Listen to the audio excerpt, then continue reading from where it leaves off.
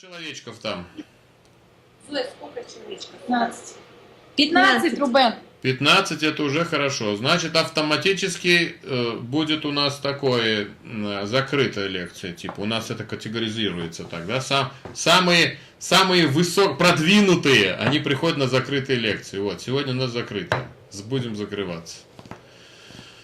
Так, ну что ж, тетя Маш, ну давай уж садись, присаживайся куда-нибудь. А то я одну тельняшку от тети Маши вижу. Вот, вот. Ну, друзья наши казахские, вы улетели 5 числа, сегодня у нас 21-е. Это сколько получается? Это получается 16 дней, да? Как поживаете? Отлично. Супер поживаем. Супер поживаете? Гульшат, вы тоже супер поживаете? Скучаем, конечно. Ну вот. Так же невозможно. Ну не надо было уезжать, кто вас заставлял? А у вас так затох. Ну вот видишь, как раз весело, есть что делать, понимаешь? Да, у нас тут в Сербии действительно, к огромному сожалению, ну не только в Сербии, там и Босния, там и Хорватия, там не есть хорошо. В общем, вот на этих территориях на самом деле никогда не было подобных явлений, вот сейчас вот такое дело. Реки вы решили выйти из, так сказать, из своих берегов. В Белграде пока не вышло, но критическое состояние может выйти. Вот, дожди были за 2 дня. Я прямо уехал отсюда, началось. 14-16. 16 приехал, все закончилось. Все. Но за эти 2 дня так налило. У нас, вы помните наш подвал, у нас воды там. Да. То есть очень серьезно. Еще в Белграде ерунда. Там погибшие есть. Люди на крышах все еще сидят. Просто столько техники нету, чтобы их с крыш. А так от домов одни крыши остались. В разных местах. Ну хорошо. Ладно, вот так вот у нас. Как там ситуация в Казахстане? У нас бессовестно хорошо. Бессовестно. По Сербии, да. Цивилизация. Тут ничего не поделаешь. Цивилизация. Скажите, а там жара у вас или нет? Вот только сегодня спала. До этого 30 градусов было, недели 2 где-то.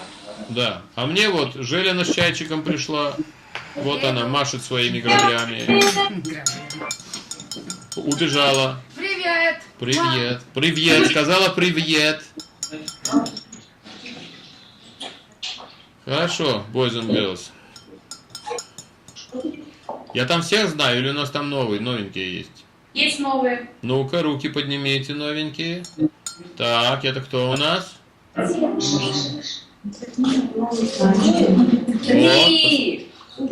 Подожди, вот, это кто? Султан, что ли, руку поднял? А какой он новенький, он просто молоденький. Так я им то же самое говорю.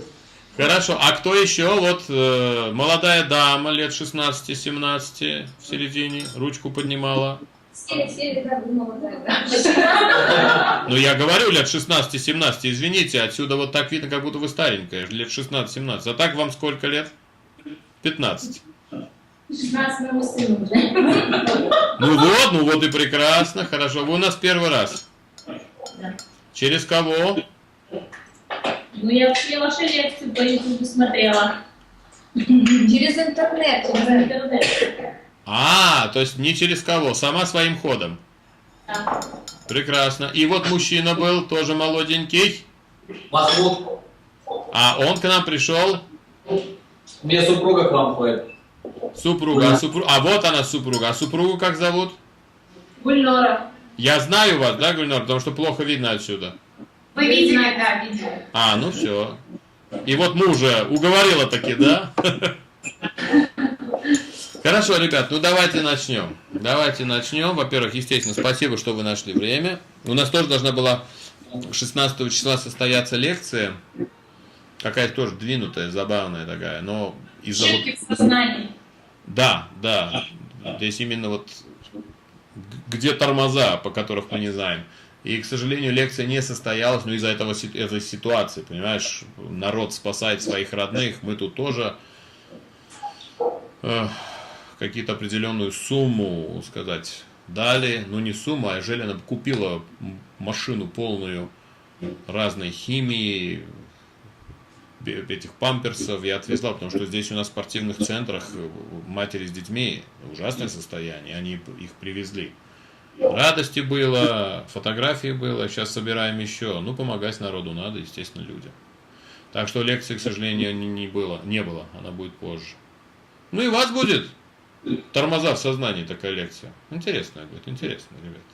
Да. Очень неожиданный такой поворот планировался, не получилось. Мы сегодня с вами говорим о чем? Фантазия воображения. Very nice. Very nice. Мы с вами сегодня говорим, ребят, на тему, которую мы с вами затрагиваем. Каждый человек затрагивает, ну, я не знаю, X количество раз в день. Делая это и говоря, конечно, впереди стоящему, соседям, детям своим, своей супруге, своему мужу и так далее, и так далее. А на самом деле, давайте мы сегодня с вами посмотрим, насколько мы понимаем сущность того, что мы советуем другим и делаем сами. Воображение и фантазия. Для начала давайте немножко... Мы в Любляне, Словении, помните, что-то болтали на эту тему? Что-то мы затронули. Воображение, представление, Представление и воображение. Да, мы будем сегодня дополнять. Ну вот воображение, представление. Есть ли у нас... Кстати, мы же записывали это дело или не записывали? записывали. Надеемся получить напечатанный вариант вместе с записью. Окей. Хорошо, ребят. Давайте для начала сделаем вот такое дело. Не будем останавливаться на воображении и фантазии, а просто для начала. Давайте мы с вами, знающие русский язык, по крайней мере сегодня русский, напишем все слова, которые мы используем, относящиеся к внутренним ментальным процессам. Ну, На доске будем писать или как? пишите на ней.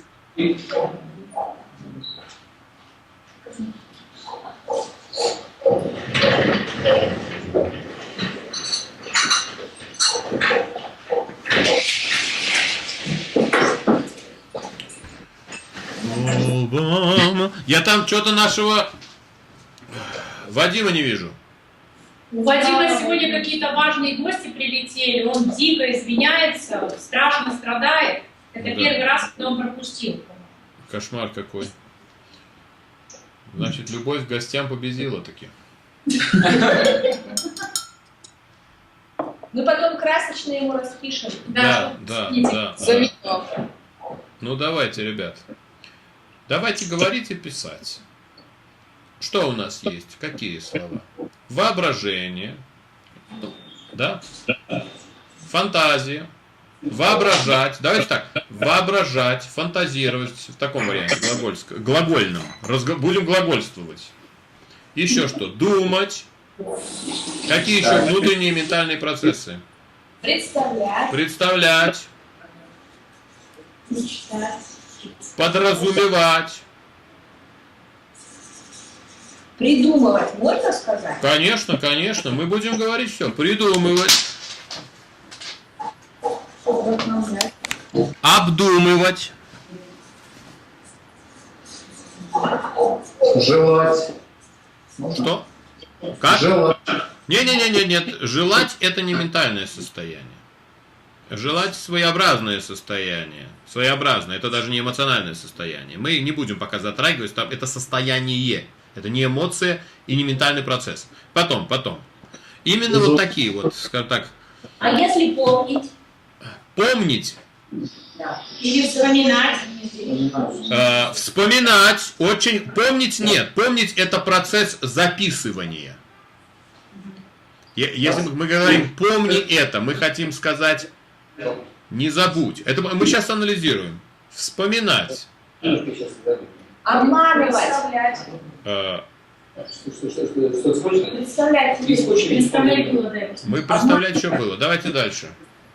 Воображать написали. Фантазировать. Обманывать можно написать? Обманывать или нет? Не совсем. Это действие. Визуализировать тут был вариант. Визуализировать очень хорошо. Очень хорошо.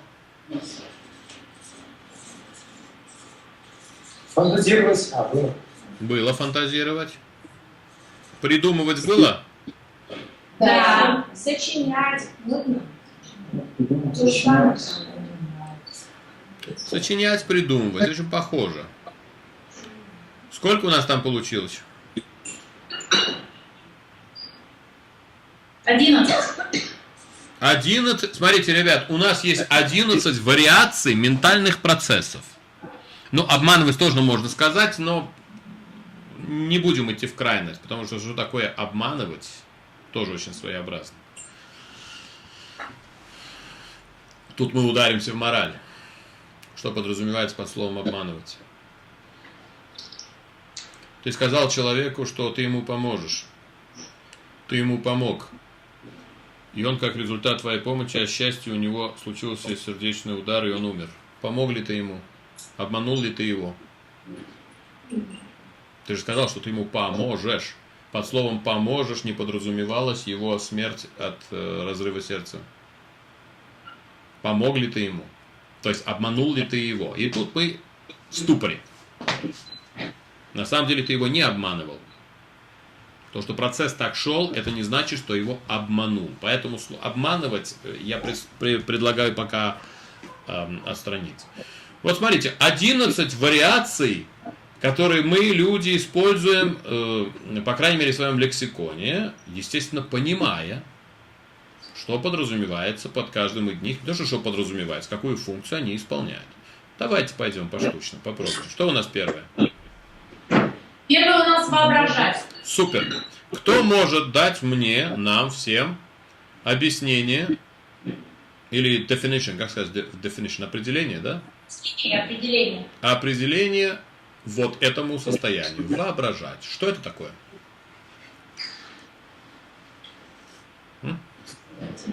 Что делать? Громче говорить. Строить возможные вариации будущего. Чуть погромче, пожалуйста. Строить возможные вариации будущего. Строить возможные вариации будущего. Я в депрессии. Это у нас Султан уже участвует? Да. Ой, молодец, мэн. А что такое, блин, умные люди. Не то, что мы. Строить возможные вариации будущего. Я в депрессии, или кто-то в депрессии, ему прямо не вмоготу жить, и он хочет повеситься. И он начинает воображать, как он вешается. Можно сказать в этом случае слово «воображать»? Представляете? Нет, смотрите, интересно. Слово «воображать», оно сюда почему-то не лезет. Подожди. Потому что, скорее всего, больше связано с настоящим, текущим процессом. Реальностью. У нас сказал, мой коллега Султан сказал, возможная вариация будущего. Значит, вот тебе одна из возможных вариаций. И почему-то слово «воображать» не совсем правильно здесь использовать. Не это состояние. Какое слово можно было бы использовать в этом случае, как это, когда я такой депрессивный, что-то делаю в голове по поводу кончины своей? Думать. Представляете? Планировать. Представлять. Думать. Смотрите, думать, представлять, планировать. Пожалуйста, напишите там на доске отдельно думать, представлять, планировать. Мы выбрали фактически из 11 вариантов 3 самые оптимальные варианты для конкретного случая. А теперь давайте посмотрим. Из этих 3 вариантов, какая между ними разница? Хотя все 3 варианта applicable, применяемые. Думать. Вот представьте, ментальное состояние человека, который думает, внимательно, как покончить жизнь. Можно ли сказать, человек сидит и думает, как покончить жизнь? Нет, он больше представляет. Внимательно, человек сидит и думает, как покончить жизнь. Можно ли сказать, если да, то почему, если нет, то почему? Правильно ли использовать слово «думать» здесь? Думать больше рационально связано, с чем-то рациональным.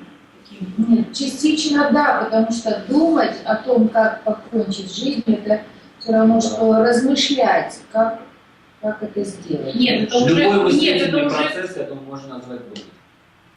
Пожалуйста, отличное слово сказала мой коллега Лия. Размышлять. Напишите в 11-м, напишите 12. Размышлять. Чтобы потом будем сравнивать со словом думать. Посмотреть, одно ли это, одно То же самое ли это? Поехали. Что в слове «думать» не совсем то, вот в случае меня депрессивного такого, который думает покончить свои связи в жизни. Что слово «думать» мешает? Ну, там больше, наверное, эмоциональное состояние, а думать это рациональное. Совершенно правильно. Значит, когда мы говорим, пожалуйста, вы потом рядом напишите, мы говорим под словом «думать», основной акцент идет на рациональность. Напишите прямо рядом с «думать», как черточку, очень маленькими. Рациональность.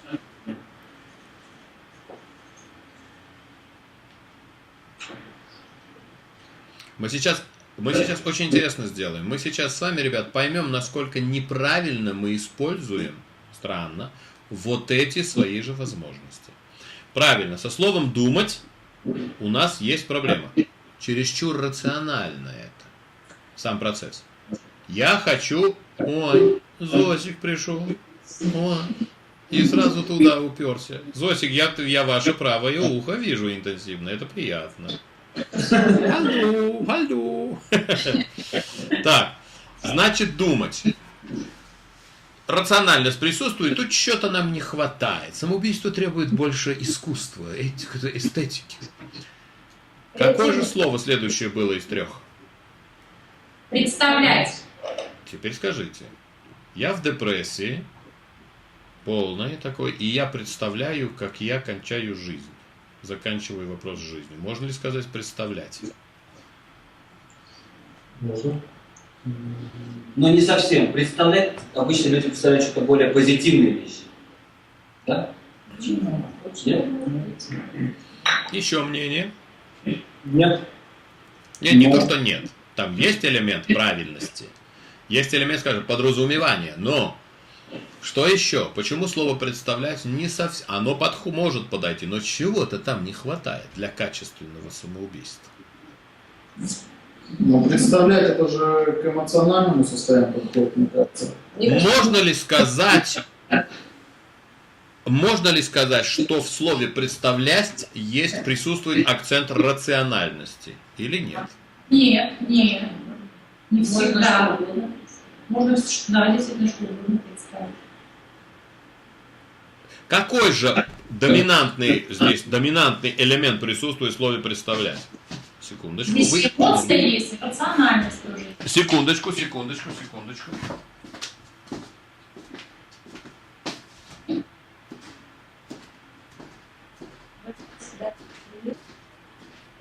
Собрались в какой-то история.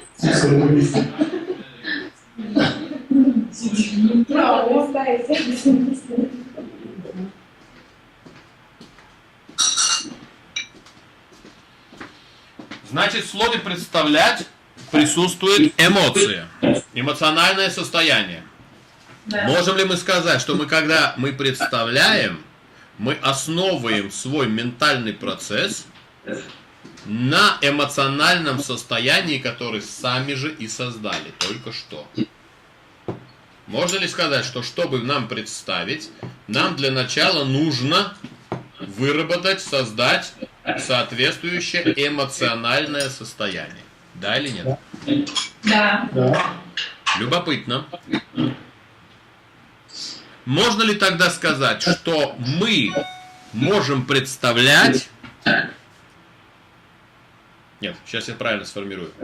Что мы в состоянии качественно представлять только после того, как мы в состоянии качественно создать необходимую основу, эмоциональное состояние свое. И тогда качество моего представления зависит именно от качества эмоционального состояния, которое я сам на самом деле создал. Да. Для которого, ребят, внимательно, рациональных оснований-то и не было. Вот для этого эмоционального состояния. Пример. Вы, если вдруг запутаетесь, сразу поставьте вопрос. Я еще раз осторожно, то есть скажите, вот тут что-то непонятно. Я повторю потихоньку очередность, чтобы мы все были согласны, что это так и есть. А то если потеряетесь, потом не проследите. Давайте вот такой вопрос. Лежу в ванне. Такой кайф. Да? Ну, в ванне обычно кайф. Такой кайф. И представляю себе, как, ну, например, нахожусь в Казахстане в руднике меди. В руднике меди, в рудниках меди Казахстана и работаю вот этим, знаешь, киркой какой-то. Можно ли сказать? Нет. Возможно ли это? Нет. Нет. Нет, Возможно. Вот теоретически попробовать Секундочку. Пробовать-то можно. Давайте подумаем, возможно ли это даже теоретически? Возможно. Возможно. Очень любопытно. Да, Тогда я вам скажу вот так. Я поставлю вопрос. Я понимаю, почему вы говорите «возможно» и что под словом «возможно» вы подразумеваете. Скажите мне, пожалуйста, ну, Султан же взрослый человек, он мой коллега, гитарист, он твердый. Возможно ли, что кто-нибудь из нас, там сидящих, в скором будущем покончит жизнь самоубийством? Внимать, а будьте осторожны с вашим «возможно». Так возможно или нет? Нет, Нет. не думаю. Любопытно. А почему это невозможно вдруг? В человеческом же понимании все возможно. Пусть поднимет руку тот, который думает, что возможно, что в скором будущем он покончит жизнь самоубийством. Смотрите, я всего лишь поменял условия и слово «возможно». Это такая большая, извините, ошибка в мозгу. Это та лекция, которую я должен был здесь читать. Но мы вернемся к ней. И слово «возможно» тут же перестает функционировать. Хотя любому человеку скажешь вот это, говорит, ну возможно, да все возможно в этом мире. А ему скажешь, да? То, что ты покончишь самоубийством в скором будущем, возможно? Он говорит, а вот это уже нет. Почему-то. Значит, есть определенные условия, ребят, где слово «возможно» сама система отбрасывает. Вы же ментально отбрасываете это слово «возможность». Почему? Почему вы отбрасываете? Почему вы эту опцию автоматически не рассматриваете? Потому что в нашей системе она не подходит. Любопытно. А сколько раз вы лежали в ванне в кайфе и представляли, как будто вы рудник копаете? Вот это в вашей системе находится. Вот это прямо с утра до вечера у вас. Это так знакомо, как копают в рудниках и мучаются. Особенно лежа в ванне в полном кайфе. Нет, друзья мои, здесь дело не в этом. Дело в том, что когда это касается непосредственно вас, жизни, то так называется реальных параметров, то со словом «возможно» ваша система «возможно» становится достаточно осторожна. Потому что просто принимая «возможно», система начинает работать. Все. Для нее это значит, надо рассмотреть эту опцию. Так вот, она автоматически не рассматривает эту опцию. Потому что если вдруг она рассмотрит эту опцию, то вы знаете, она может ее и реализовать. Потому что опция разработанная, это я говорю о вашей голове, не о вашем сознании. Так вот, когда ты лежишь в ванне, в полном кайфе, и представляешь, как ты в казахских рудниках копаешь, то ты должен лежать не в ванне, а в психиатрии уже. Потому что это невозможно для правильно работающего человека. В таких условиях, какой он есть. Это невозможно. Потому что рудники и лопаты, кирка-лопата в казахстанских рудниках, не думаю, что оно, так сказать, стимулирует кого-то к положительной жизни, и прям человек рвется туда. Ну, нет такого. Почему-то. Наверное, в рудниках не так тепло, или холодно, или не светло. Но в любом случае, когда ты в ванне, то опция твоего представления на самом деле достаточно ограничена. Хотя я могу вас спросить, скажите, пожалуйста, лежишь в ванне, в полном кайфе, что ты представляешь? Есть ли возможности? Да же, конечно, не ограничены. А на самом деле, есть ли возможности, когда ты лежишь в ванне и представляешь? Ну, давайте, скажите мне. Есть ли какие-нибудь варианты, когда ты лежишь в ванне в полном кайфе, представляешь? Вы скажете, да. Меняем ситуацию. Ты сидишь в туалете и прямо весь в напряге, полном таком, в ожидании чуда. У меня вопрос. Можешь ли ты представить в это время хоть что-то вообще? Какой там процесс? Смотрите, как интересно. Так даже для процесса представить, получается, необходимы соответствующие условия. И бывает очень интересно, когда представить просто нет никакой возможности. То есть с понятием, сейчас я скажу, человечеству это не объясняется. Вообще элемент, как работает механизм или машина под названием человек, человечеству неизвестно. Потому что это слишком большая сила. Если кому-то сказать, как он работает, то есть как надо очередно сделать, чтобы он работал правильно, он становится непредсказуем, автоматически свободен, автоматически опасен. Это будет потом, когда человек будет объяснять, как, что такое думать и как это надо делать. Что думать это не монотонный процесс, это многослойный процесс. Поэтому теперь мы вернулись на слово «представлять». Может ли, правильно ли сказать, значит, под «представлять» мы подразумеваем эмоциональное определенное состояние. Я в полной депрессии сижу и представляю, как я покончу жизнь, свою. Можно ли сказать «представляю»? Теперь уже нет, получается. Ну что, условий нету для этого. Вы скорее представляете дальнейшие события после вашей кончины. Чуть громче. Вы скорее представляете дальнейшие события после вашей кончины. Молодец. Правильно.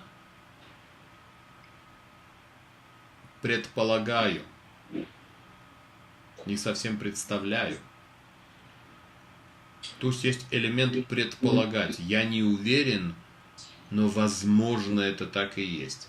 Напишите там, у нас есть написано предполагать? Нет, я не Смотрите, слово представлять, оно слишком...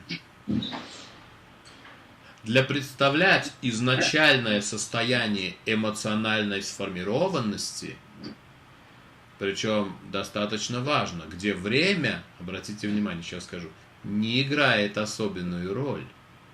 Время само по себе, это я слишком далеко сейчас для вас зашел, потому что там везде присутствует параметр времени, интенсивность его. В любом случае, где время не играет определенную роль. Когда мы говорим представлять, мы же не ограничиваем себя во времени, да? Правильно? Правильно. Когда мы говорим подумать, ограничиваем ли мы себя во времени? Это будет вопрос. Это более... В определенном смысле наша цель, то есть наше задание, подумать, значит закончить этот процесс. То есть у тебя есть состояние времени. Не значит, что оно минимальное. Но ты вкладываешься в определенное время подумать. Когда говоришь представлять, конечной точки у тебя в голове нету. Ты не ограничен временем. Я хочу покончить жизнь самоубийством. Представляю ли я? Нет. Это не то состояние, то есть это неправильно. Потому что я хочу покончить, то есть реализовать какой-то процесс. Это не представлять. Третье, что у нас было? Планировать. Давайте рассмотрим слово «планировать». Планирую ли я? Весь в депрессии, сижу и хочу покончить жизнь самоубийством. Планирую ли я? Не спешите, ребят.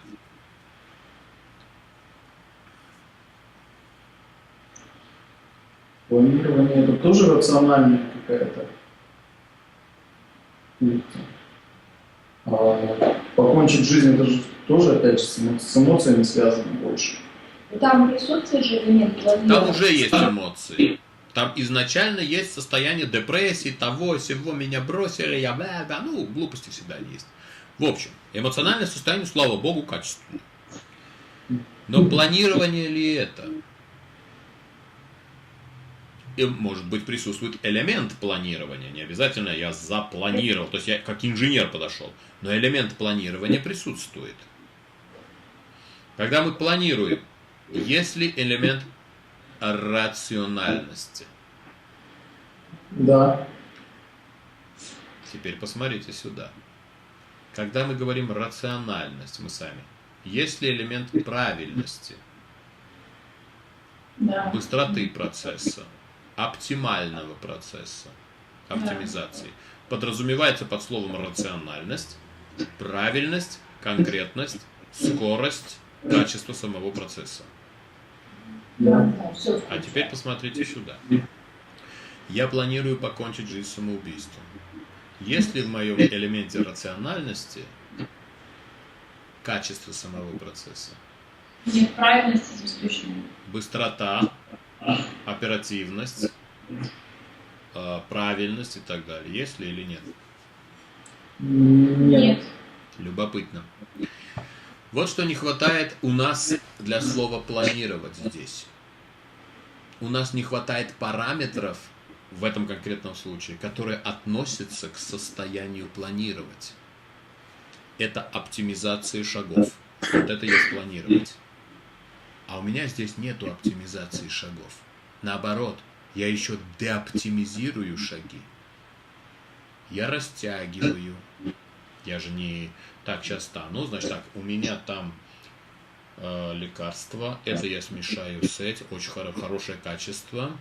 Я читал, это очень, да, хорошее лекарство получается. Потом я пойду туда, чтобы меня увидел этот сосед, этот, а эта сволочь пусть не видит, не заслуживает. Да, потом я сначала выпью лекарство, потом брошусь, и это есть правильно, потому что если брошу, куда еще, да. То есть если умирать, надо капитально умереть. Вы представляете, что такое планирование? Нет. Вот, но оно и есть планирование. Я только что вам показал процесс планирования, где оптимизация шагов, правильность шагов, взаимосвязанность является основной частью, называется планирование. А оно тут не работает. Тогда самоубийство это воображение. Планировать включает рациональность, а конечный итог того, что ты хочешь, это нерациональное действие. Совершенно правильно. Предлагаю вот так. 10 минут паузы. Вам задание. Найдите мне слово или комбинацию вот этих слов, может быть, этих слов нету, которые точно соответствуют тому процессу моему, который я буду делать в своей же депрессии. Okay? Из всего перечня, да? Вы можете еще свое, самое главное, brainstorm it, talk to each other, прочувствуйте. Дайте мне точное название состояния, которое происходит у меня в голове перед тем, как я финита ля комедия. 10 минут паузы. Созваниваемся. Так, где мы остановились, ребят? На самоубийстве. Это приятно. Вы не поверите, что я делал 20 минут, я воду выкачивал в подвале. Так что у каждого, вот, интересная работа, если хотите, пожалуйста. Сапоги одеваешь и плаваешь в подвале у нас. О самоубийстве. Ну и как? До чего дошел консилиум? У нас Забуксовали. несколько вариаций Руген. Одну из них озвучит Гульшат, вторую Рахимжан, третью, может, Маша. А, то есть профессионалы все. Ну давай. Гульшат, рвани. Ой, не знаю. Громче, громче.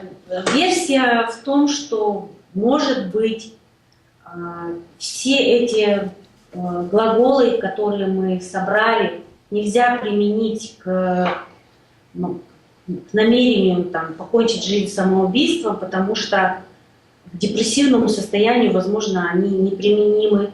Может быть, человек как раз-таки находится в тот момент, когда у него уже нет альтернативных каких-то способностей вообразить другой выход из ситуации, нафантазировать себе, помечтать о чем-то другом. когда он в какой-то тупиковой ситуации, и у него четко намерение прекратить те картины, те образы, или ту ситуацию, в которой он находится. И там все, что мы написали, оно как бы... Очень любопытно. Не хотите ли вы сказать, что само состояние и его последствия это и есть прекращение всех глаголов, делается для того, чтобы прекратить все возможные глаголы, написанные, там на доске?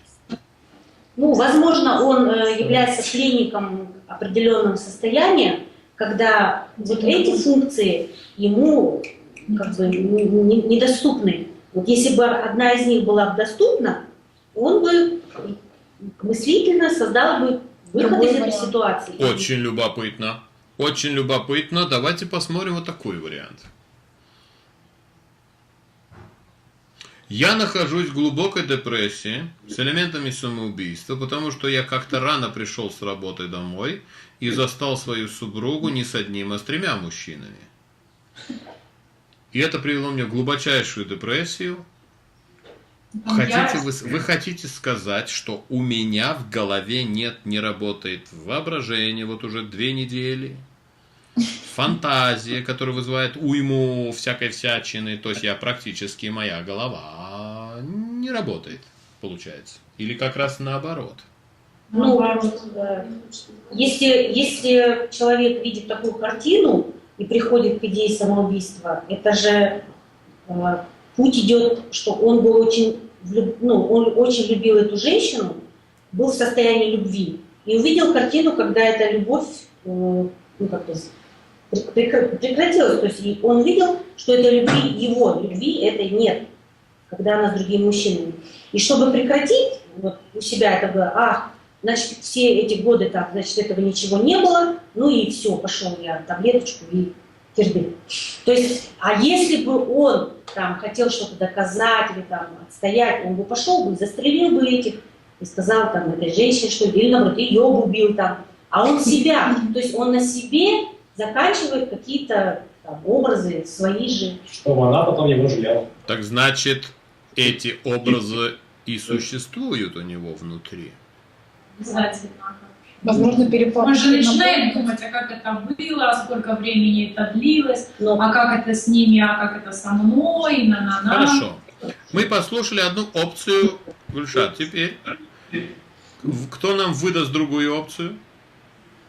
Ну, я думаю, что это целый набор, такой супчик всяких действий опоследовательных, которые можно назвать одним словом воображение. Все. Это у меня больше ни к чему. То есть я воображаю, как я покончу жизнь самоубийством? Да. здесь была версия, что человек воображает о том, как будет жалеть о его смерти, как мама Последствия будет плакать. Да, там, Воображать ли это? Нет, где-то даже и мечтать о том, что все будут страдать от того, что он умрет, уйдет из этой жизни. Где-то он даже присутствует элемент планирования, может быть, где-то представление.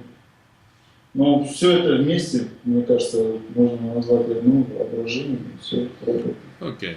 Гаухар, ваше мнение, коллега? У меня нет мнения, Рубен, я знаю, к чему это ведет, поэтому у меня нет мнения. А можно, Рубен, решать и визуализировать? У нас было мнение о том, что здесь должно быть понятие как возникновение мысли. Мы не смогли выразить это одним.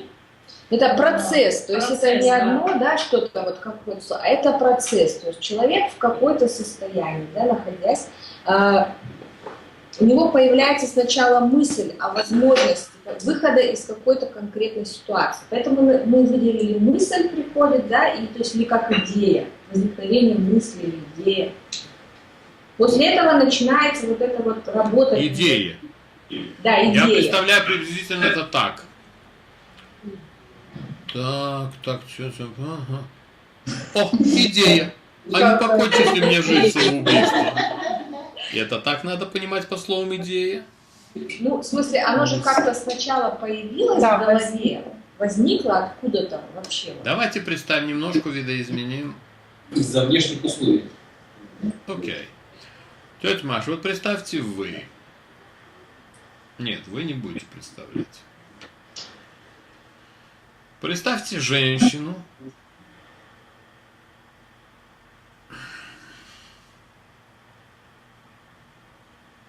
у которой в голове постоянно присутствует 20 человек. Так бывает. По крайней мере, у меня было. Один раз так было. Не у меня было, а ко мне приходила женщина с такой ситуацией. Не 1-2 человека, а 20 человек. Разные люди. Мы не будем это объяснять этим, тем, фантазии, психиатрии, неважно. Но у этого человека 20 голосов. Мужчин, женщин, которые постоянно говорят. Причем говорят все логически, взаимосвязано, кто-то ссорится. Ну, представьте, это Facebook у тебя в голове. Вот так вот. И он ссорится, кто-то что-то говорит, кто-то кого-то толкает и так далее. И ты здесь. И это 24 часа. Ты из-за этого не можешь спать, потому что в голове постоянно кто-то что-то говорит. Вот скажите, пожалуйста, вот этот человек приходит к тому состоянию, что он хочет покончить жизнь самоубийством. Можно ли назвать его приход идеей?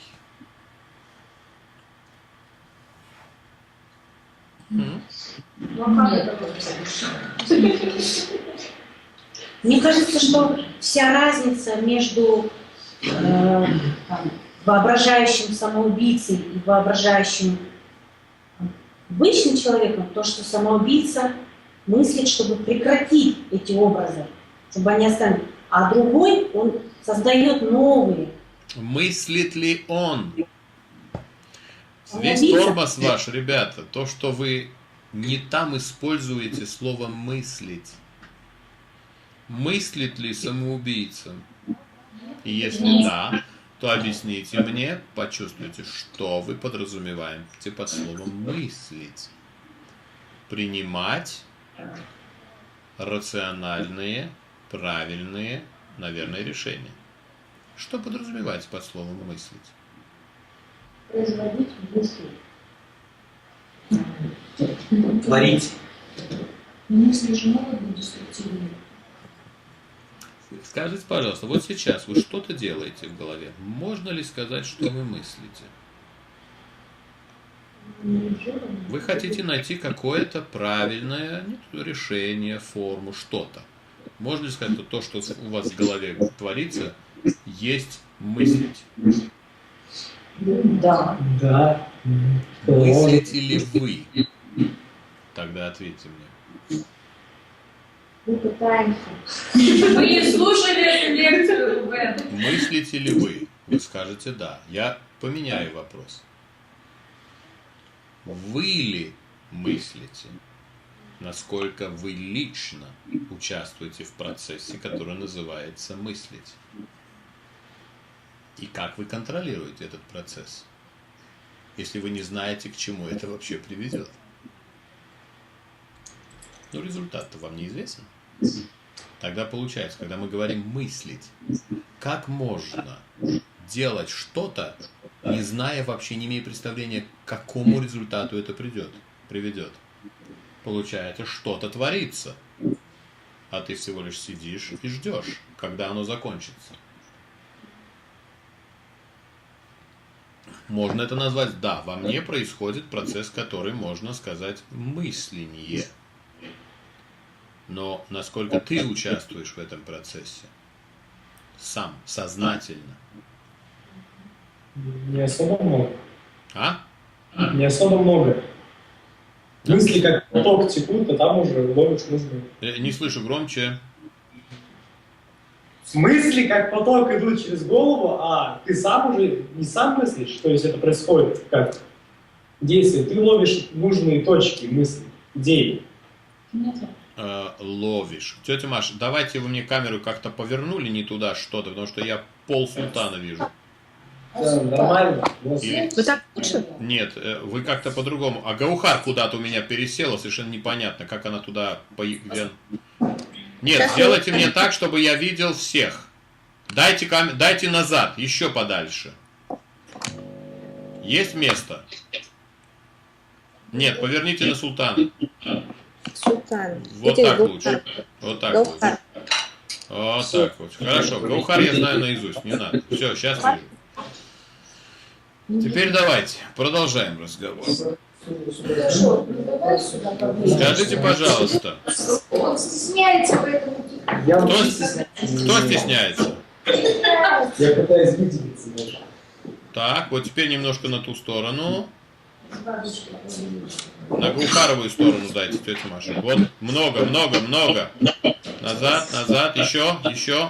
Стоп. Супер, стоп, стоп. Стоп. Дайте на Гаухару чуть-чуть, копейку.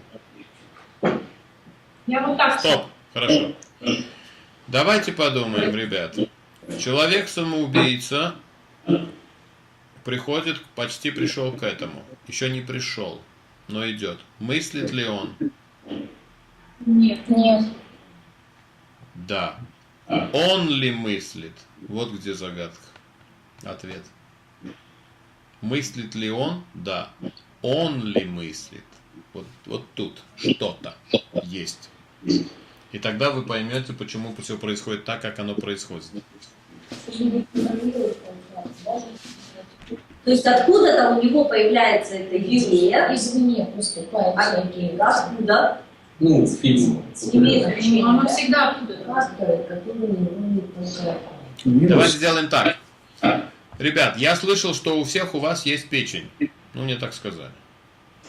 Скажите ли мне, ваша ли это печень? Аша, хорошо. Да.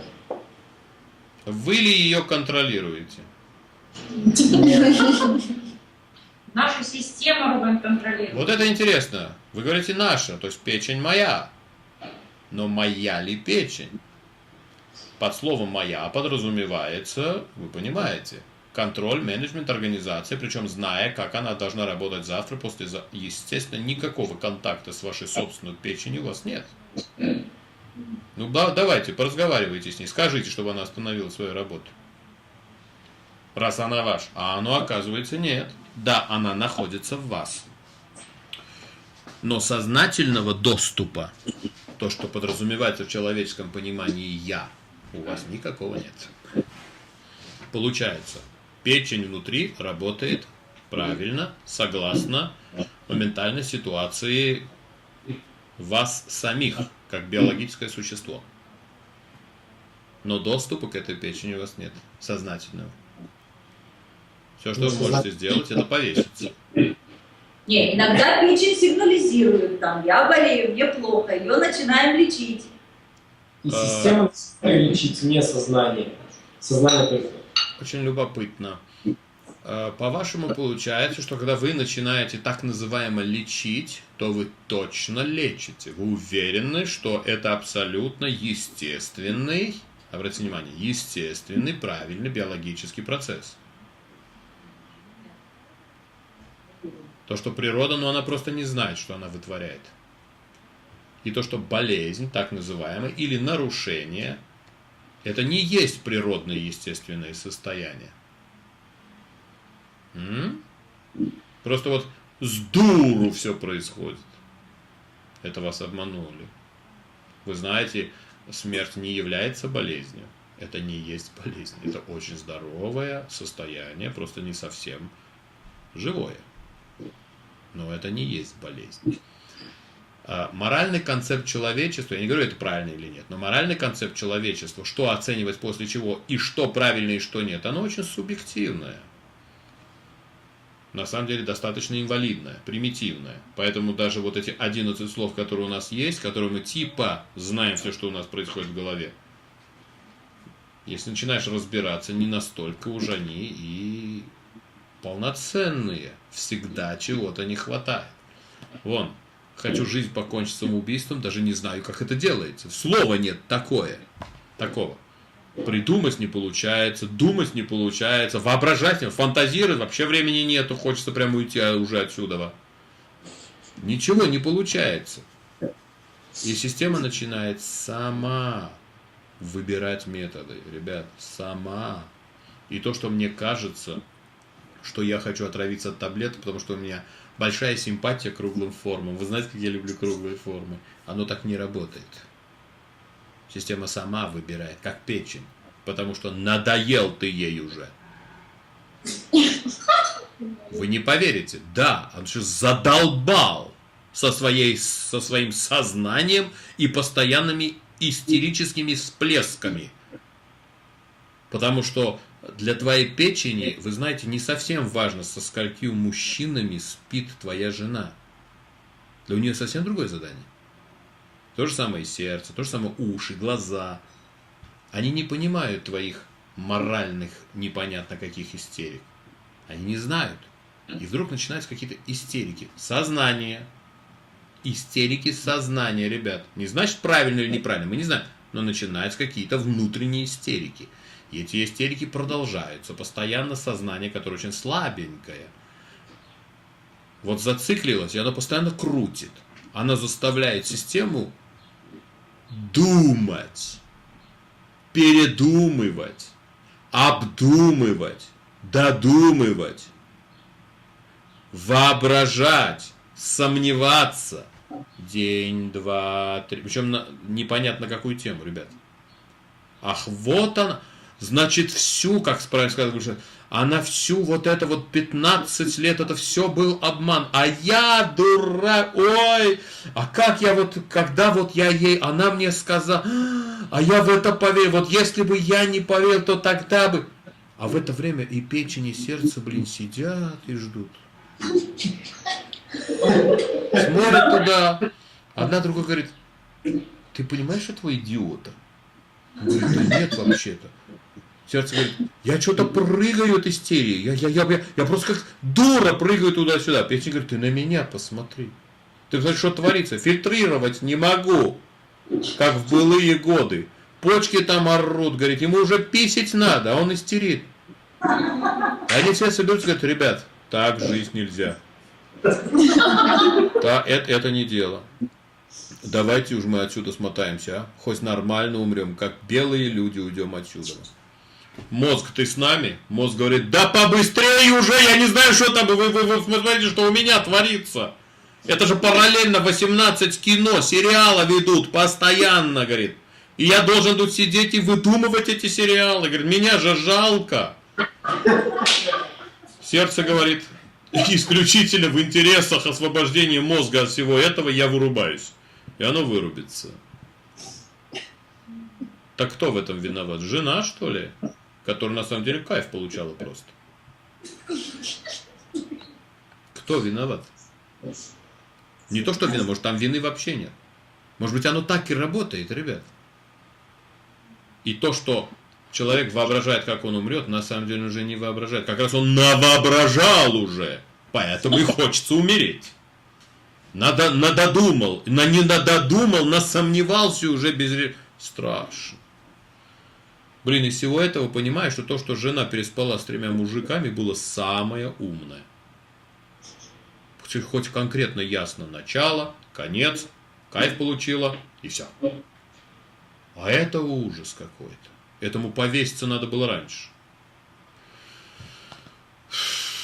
Так что тут как раз этого слова нету. Там состояние, которое приводит к самоубийству, называется идиот.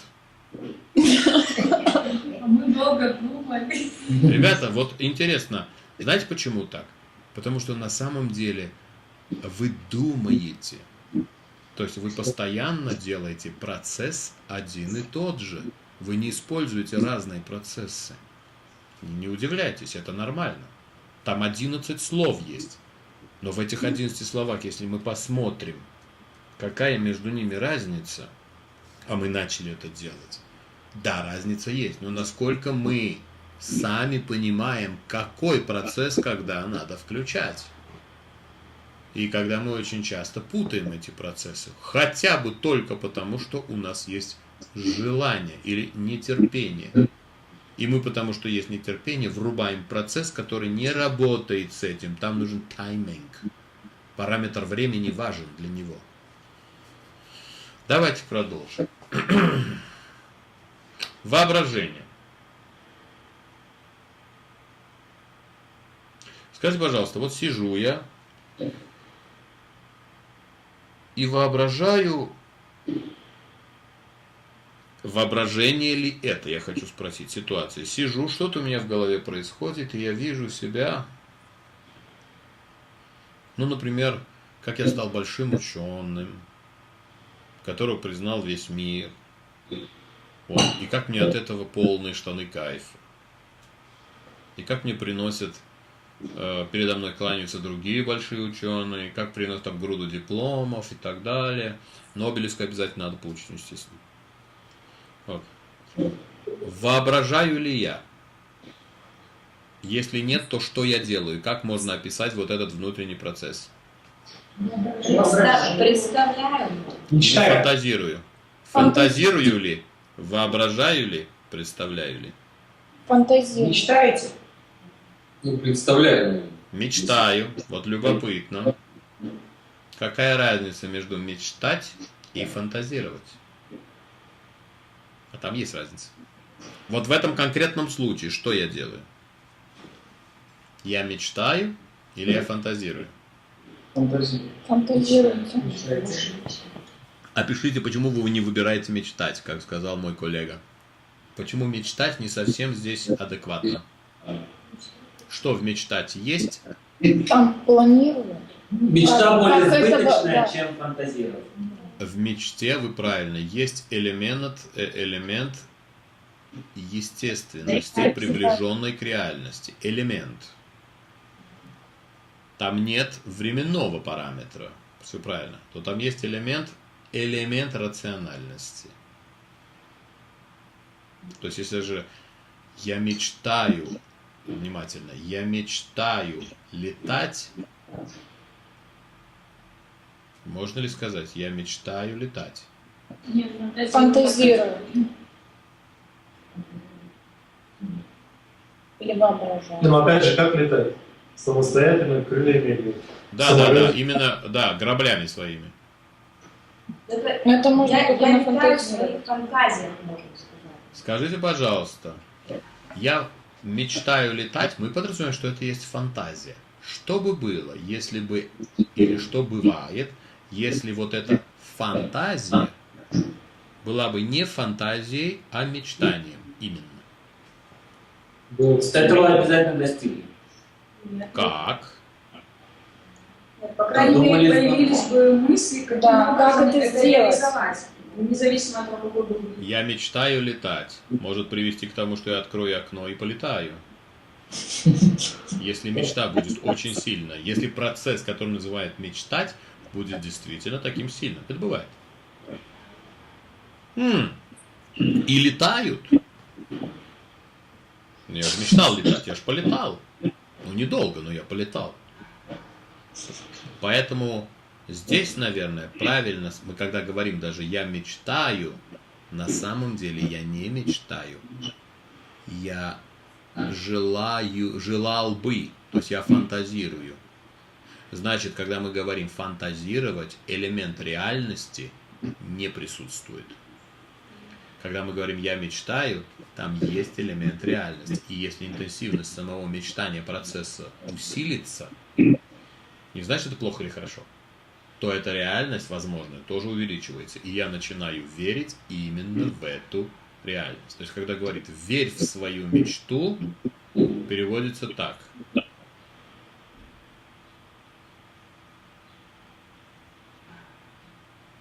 Использую наркотики, несмотря на качество этих наркотиков.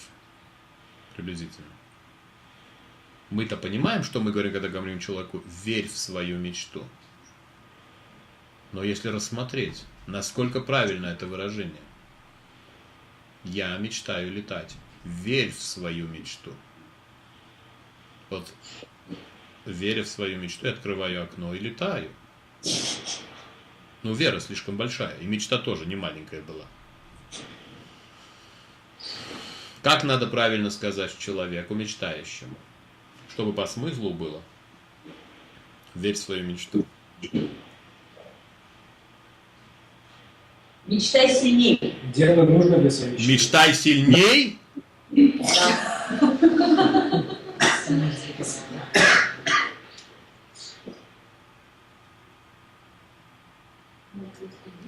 Может быть, я болтаю, может быть, Планируй свою мечту.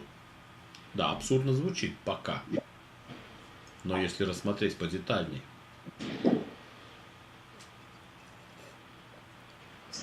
Если рассмотреть подетальней, что значит планируй свою мечту?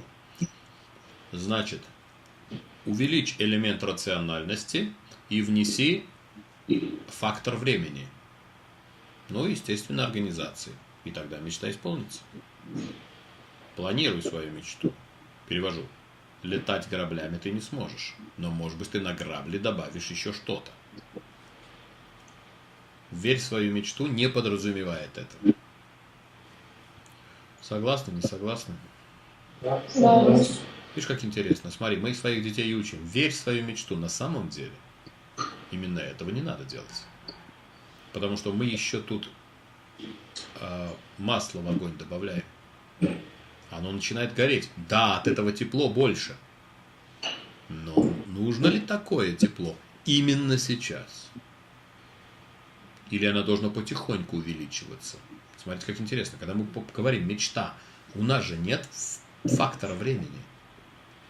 И мы доливаем масло как можно раньше. Это как наркотик, как допинг. Потому что эффекты самого процесса мечтания достаточно интенсивны и приятны. Ты начинаешь от них зависеть. И если туда не добавить элемент рациональности, планирования, мечта может быть крайне деструктивной. Как и бывает у многих.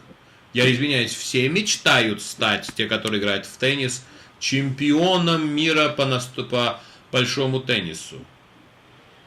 Но он-то одна штука бывает. А что бывает со всеми другими, которые тоже точно мечтали, как вы думаете? Они также счастливы остаются, да? Нет, дорогой, они от своей мечты настолько зависимы, потратили 15 лет на мечтания. Я не говорю то, что они тренировались, это окей, но мечтание 15 лет. А потом провал один, провал второй, провал третий. И что у тебя есть через 15 лет? Вот, ребята, поломанного, неправильно мечтающего. Потому что он добавил масла чересчур много в этот огонь. А планирования не было. Было мучение, связанное с интенсивным мечтанием. Вот так мы воспитываем наших детей. А потом еще говорит, еще больше надо, ну что ты? Да ты можешь большего. Думая, что мы делаем ему хорошо. Мы даем ему уверенность, что он может сделать больше. Так он, бедный, уже сделал в 3 раза больше. А мы говорим, мало. То есть мы ему еще комплекс насаждаем. Комплекс, количество. И самое интересное, он не рассматривает, что он делает много. Он всегда рассматривает, что он делает недостаточно. Извините, то, что я рассказываю, там у кого-то какие-нибудь воспоминания всплывают, да, из прошлого, нет? Или у всех было все четко? Нас же так учили, что чем больше, тем лучше. Ребята, чем правильнее, тем лучше. Чем больше, тем хуже. И в конце у тебя получается изуродованный человек, не женатый, не замужний, потому что всю жизнь гонялся за своей мечтой, не делая достаточно для этого. Нет. Отвратительно. Так вот, все, что я вам рассказываю, в обществе рассматривается как хорошо, вы знаете.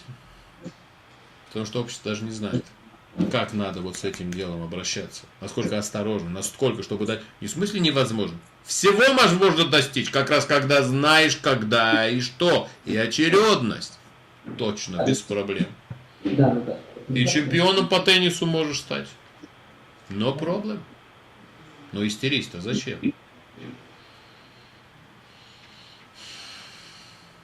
Теперь. Значит, фантазирую я. Насчет стать большим ученым. Я не мечтаю, я фантазирую. Это не есть мечтание. Если оно перейдет в мечтание, это уже может быть болезнь. Теперь давайте сделаем так. В каком моменте можно использовать слово «воображаю»? Мы же говорим «воображаю», как он это, например, примет. Неважно что. Подарок или новость. Что значит воображаю? Смотрите внимательно. Представь, что ты находишься на берегу моря. Слева пальма, справа пальма, рядом красавица получерненькая. То же самое меняем. Вообрази, что ты находишь на берегу моря. Слева пальма, справа пальма и черненькая красавица. Какая разница? Детали. Что? Детали, придумываете детали. Нет, и там текст тот же самый. Я всего лишь сказал. Представь, бла-бла-бла, и вообрази. Какая разница? И есть ли? Представить больше реальности. Представь, это технический элемент. Представь, в слове «представь» существует технический элемент. То есть это шаги, которые надо сделать. В «вообрази» присутствует основа эмоциональное состояние. Ты можешь не представлять, ты можешь прочувствовать. То есть вообрази, что ты на море. Тут же эмоции начинают. Представь, что ты на море. Начинается графика, грубо говоря. Ты можешь сказать еще так. Не представь, что ты скажешь. Как визуализация у нас была, да? Визуализируй. Слева пальма, справа пальма. На самом деле визуализируй и представь похожи. Просто визуализируй, но оно слишком техническое слово. Слово «представь» у нас то же самое, как «визуализируй». Мы начинаем чертить проект, эмоционально не вовлекаясь в проект. Например, представь, что ты президент России. Окей. Вообрази, что ты президент России. Ну да. А на самом деле-то никакого процесса-то в голове не произошло.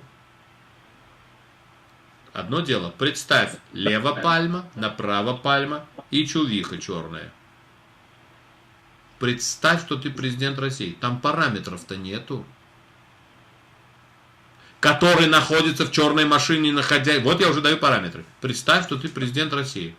Ну, смотри, представь. Ну, реакция. На самом деле ничего не произошло. Это основа. Теперь должно произойти. Значит, президент России не есть критерий, а есть начало. И поэтому моя реакция. Ну. И вот ты находишься в черной машине, которая ла-ла-ла, я начинаю представлять. Вообрази, что ты президент России. Состояние начинает выходить вперед. Уже эмоционально. Как правильно мы используем слово «представить» и «воображать»? Абсолютно нет. Мы это все мешаем. А на самом деле, если бы вы правильно просто знали, как надо использовать, потому что вы тут же даете человеку передстоящему задание, каким образом он должен сделать то, что вы желаете, или самой себе. Вот. Султан, вообрази, что ты крутой гитарист. И он поехал молоть. Представь, что ты крутой гитарист. Он уже с гитарой стоит, но он стоит, он не играет еще. Эмоций нету, надо теперь добавить. Представь, что у тебя в руках Fender Stratocaster. Так. Вообрази, что у тебя есть Fender Stratocaster. Сразу эмоция пошла. Ну, если кто не знает, что такое Fender Stratocaster, спросите у моего коллега. Хороший год. Скажите, пожалуйста, вот сам о себе, каждый из вас. Наверное, каждый из вас думает, что он хороший человек.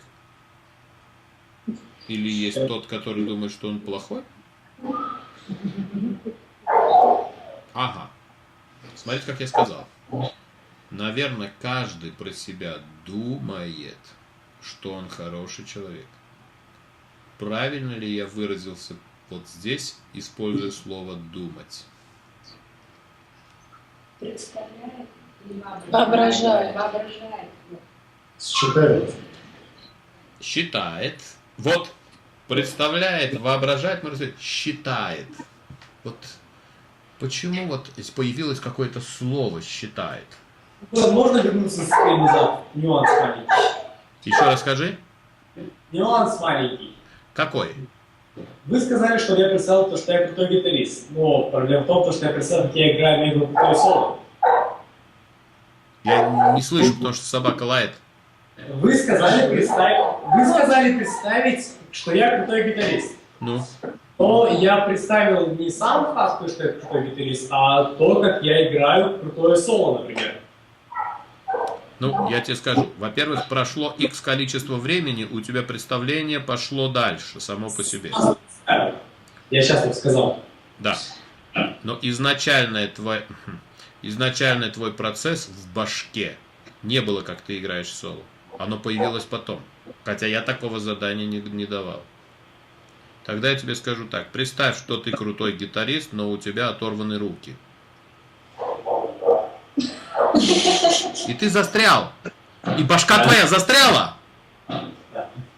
Но теперь смотри, это чтобы тебе объяснить, что представь, слово работает по-другому. А теперь вообрази, что ты крутой гитарист, но у тебя оторваны руки. И пошли эмоции. Что там?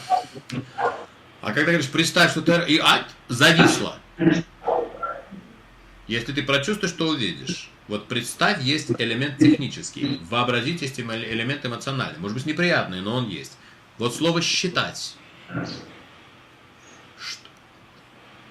Думаем ли мы, что мы... Думаю ли я, что я хороший человек, или я считаю, что я хороший человек? Какая разница? Да. Сонечка. Александрчика. Да. А, ребят? Определенное эмоциональное состояние присутствует при слове «считать». Еще раз? При слове «считаю я, что я хороший человек» присутствует определенное эмоциональное состояние. Это правильно, сразу же. Какое? Объясните мне побольше. Какое? Здесь больше как уверенность. Ага, значит, это определенная позиция, Да. Это которая не подразумевает слово «думать», Нет. потому что оно законченное. Да. Позиция. Значит, Да. я думаю, что я хороший человек, и мозги не работают. Нет, простите, я считаю, что я хороший человек. Мозги не работают. Но когда мы используем слово «я думаю, что я хороший человек», просто говорим «я думаю, что я хороший человек», это то же самое, что считать? Или нет? Нет, анализ может сразу пойти. Да. Так ли это или не так ли Сомнения. это. Сомнения. Да. Молодцы. Под словом «думать» это процесс, это не есть результат. А теперь попробуем мы процесс заменить результатом. Я придумал, что я хороший человек. И получается комедия. Хотя, по логике-то правильно. Я думал, и я придумал, что я хороший человек. А у нас почему-то начинаются конфликты. Как вы думаете, почему? Мы смеемся, но почему? Я придумал, что я хороший человек. Потому что субъективно это, а не объективно. Когда я думаю, здесь присутствует элемент субъективности, то есть абсолютная возможность груды ошибок. Потому что это субъективно. Ну и хрен с тобой, думай. То есть что-то в мозге крутишь, мозгу. Я придумал, что я хороший человек. Значит, дурак ты. Как интересно, хотя у человека есть позиция, а мы его называем дураком. Потому что его позиция основывается исключительно на субъективности по отношению к самому себе. А когда мы говорим «я считаю, что я хороший человек», вот это любопытно. Мы не смеемся. Почему? Что там вот в слове «считаю» есть, что делает железобетонным состояние? Завершенная уверенность. Ну или возможность взять хода на другую позицию, что я так считаю, может быть, я ошибаюсь. Ага. Смотри, я придумал, что я хороший человек, и я считаю, что я хороший человек. Смысл один и тот же. Но там есть элемент субъективности и недоработки. Значит, когда мы говорим «я думаю, что я хороший человек», можно сказать «я предполагаю, что я хороший человек». Или «я уверен, что я хороший человек». Когда я говорю «я думаю, что я хороший человек», как можно сказать? Это состояние, когда я говорю «я думаю». Что это? Я предполагаю или я уверен? Какое оно? Я предполагаю. Предполагаю. Значит, смотрите, когда мы говорим «я думаю», Есть элемент неоконченности процесса, незаконченности. У меня нет временного ограничения вот здесь. Я просто сказал, у меня происходит процесс, который называется думать, и он еще не закончился. Но на основании сегодняшнего, скажем так, сегодняшнего состояния моего думать, я могу сказать о себе, что пока не нахожу оснований видеть себя плохим человеком. Пока. Вот все, что я сказал, когда я сказал, я думаю, что я хороший человек. Я придумал, что я хороший человек. На основании процесса, который я сделал думать, я пришел к субъективному заключению, что я человек хороший. Так получается. Но придумал, слово не работает почему-то. Поэтому используем «я считаю». Потому что в слове «считать» нет слова «думать». Можно сказать так.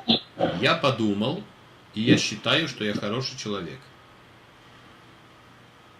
Вариант второй. Я считаю, что я хороший человек. Что тверже? Считаю. Я считаю. Без вот, я и там считаю, но я подумал, и я считаю, что я хороший человек. Вариант второй. Я считаю, что я хороший человек. Интересно, что вторая версия, она увереннее. Мы так воспринимаем.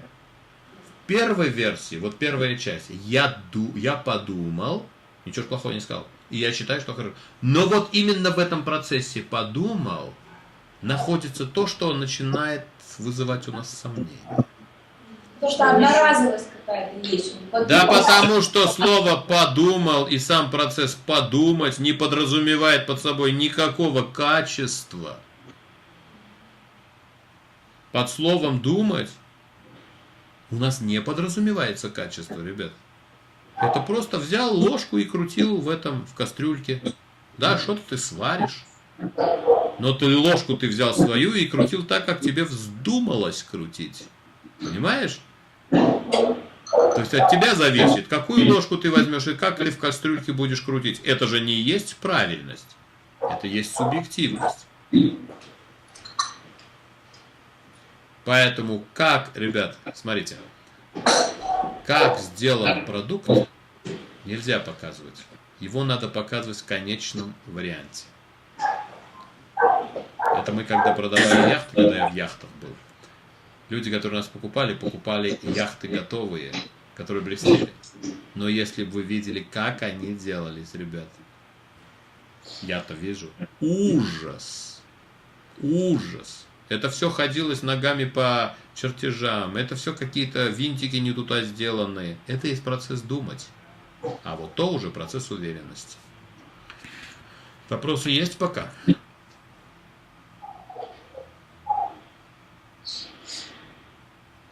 Вопросов пока нет. Значит, смотри.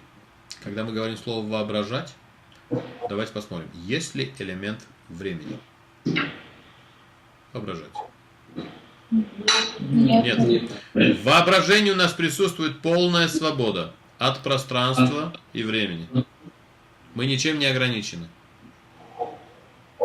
Какая разница между словом «фантазировать» и «воображать»? Но опять-таки элемент реальности. Переведите чуть-чуть. Ну, воображаешь что-то более реальное, а фантазируешь над нереальным. Молодец, но я сейчас переведу.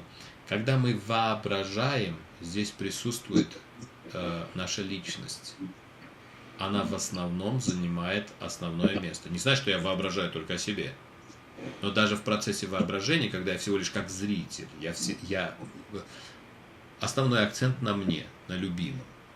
Когда я фантазирую, я могу стать совершенно секундарной, неважной частью. Под фантазировать подразумевается полный беспредел в башке. Полнейший. Да? А фантазирование это неосознанный процесс, да? То есть там сигнальный участок. Сейчас, понимаете, ни один из них он не осознан. Ни один. Из миллиона сигналов, которые идут, если ты осознаешь, воспринимаешь 30, от этого сам процесс не становится осознанным. Поэтому пока не идите в эту сторону. This is hell of a, it's a black hole. Что такое осознанный процесс? То, что вы меня смотрите сейчас на стене этого дома, это не значит, что я там есть. Но в вашей башке сейчас фиксируется, как будто я там есть. И вы получаете все эффекты. Мы обманываем этим сознание. Поэтому не идите в эту сторону осознания. Оставьте пока. Теперь смотрите, под словом фантазия подразумевается процесс, который творится в тебе, тобой же, где полная свобода всех возможных условий. Всех. Ни время, ни пространство, ни твоя субъективность не важна. Она может стать секундарной. Под воображением присутствует то же самое, ни время, ни пространство, но твоя субъективность, она важна, она основная. Я любимый присутствует в воображении. Может быть меньше, может быть больше. Под представлением, теперь, что такое представлять? Это когда эмоциональное состояние не формируется, а формируется процесс. Сценарий пишется.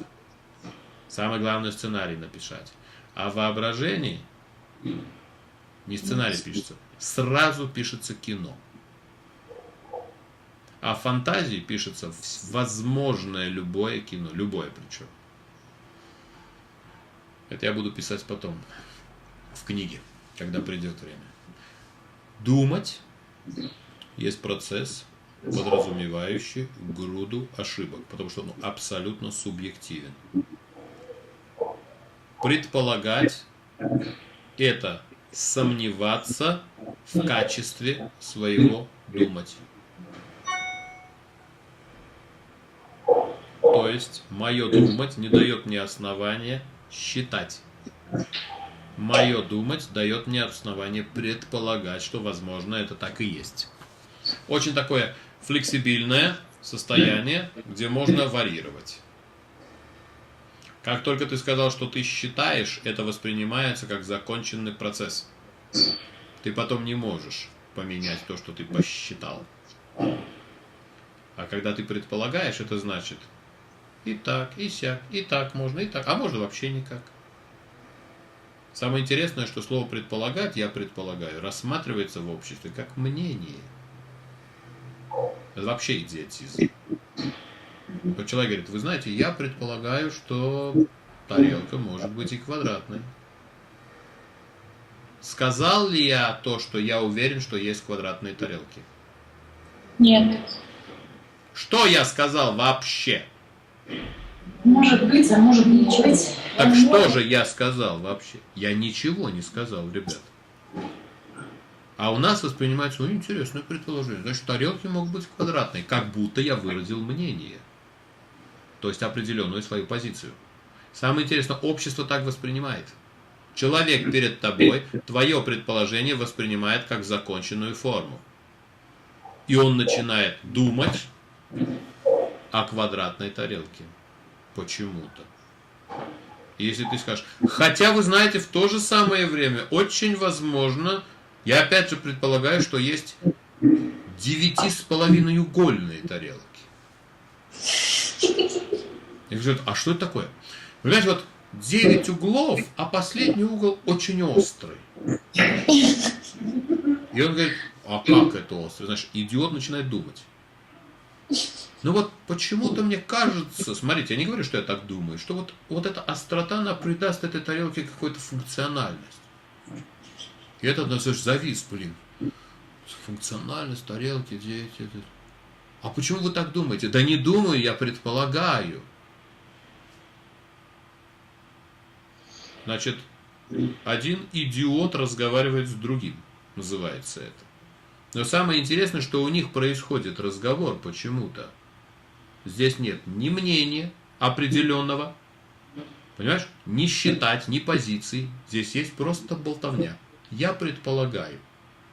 Тот второй должен сказать, ну и хрен с тобой, предполагай себе, сколько влезет. Так он нет, говорит, четырехугольная. Самое интересное, его предположение впереди стоящего является для него основанием для обдумывания. Или дальнейшего предположения. Предположение не требует обязательств. Вот это очень интересно. И поэтому люди очень легко входят в коммуникацию, когда есть элемент предположения, а не элемент думания. Но если ты скажешь, я уверен, что есть четырехугольные тарелки, это уже позиция. Или я думаю. Чувствуете вот все это, ребят, или нет? Да. Хотя в обычном разговоре каждодневном люди используют слова, позиции свои собственные, совершенно не понимая, где, как надо правильно, в каком моменте надо использовать именно вот эту форму. И они называют думать свой процесс предполагать. Или воображать процесс, ну, например, фантазировать или считать. А потом попадают в просак, потому что сами же тоже так думают. Вопросы? Ребят, что вы зависли? Никогда моей целью не было вас научить. Моей целью было вас переломать. А уже научитесь сами. Здесь есть чему учиться с утра до вечера. В обычном вашем разговоре, когда говоришь думать, скажи, вот я думаю, подумай, а подумал ли я? А думаю ли я? Или, может быть, правильнее сказать вот так, выразить свое состояние. Давайте мы потихоньку на этом закончим эту нескончаемую тему. Потому что уже целый час болтаю. 50 сколько-то минут. Там еще полчаса добавить. Вот. А я вам все мозги делаю. А, мозги делать. О, вот правильное выражение. Хорошо? Думать вредно. Думать, кстати, вы абсолютно правы. Думать может быть очень вредно. Надо знать. Ну вот люди, с которыми я общаюсь, они периодически, а что вы думаете? Иногда я говорю, я не думаю, я знаю. Разница огромная. Думать подразумевает субъективность, ребята. Знать это факт, который у тебя есть. Основываешься ты на нем или нет, это твое дело. Так вот, надо знать, где слово. Нельзя говорить слово думать и нельзя думать. А надо воспринимать так, как оно есть. Чтобы у тебя было основание для думать. Думать же с пустого места не можешь. Вообще не надо. Что, Гаухар?